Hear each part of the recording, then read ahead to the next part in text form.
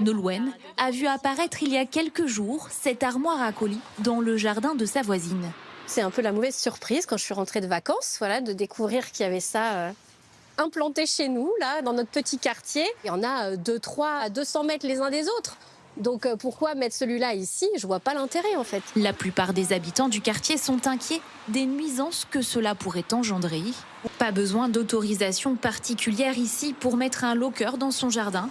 Le maire, de son côté, réclame une évolution de la loi.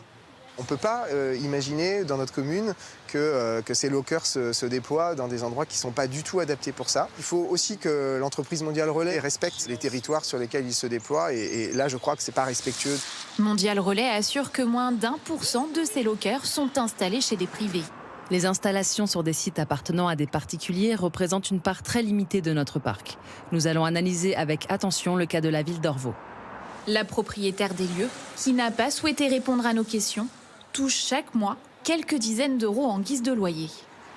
Comme elle, d'autres particuliers rentabilisent leur terrain.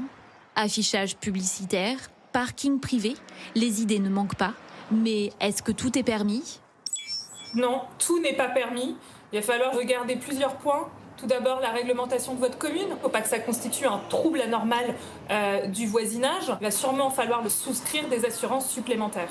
De son côté, Mondial Relais a prévu d'implanter 1000 nouvelles armoires à colis d'ici la fin de l'année.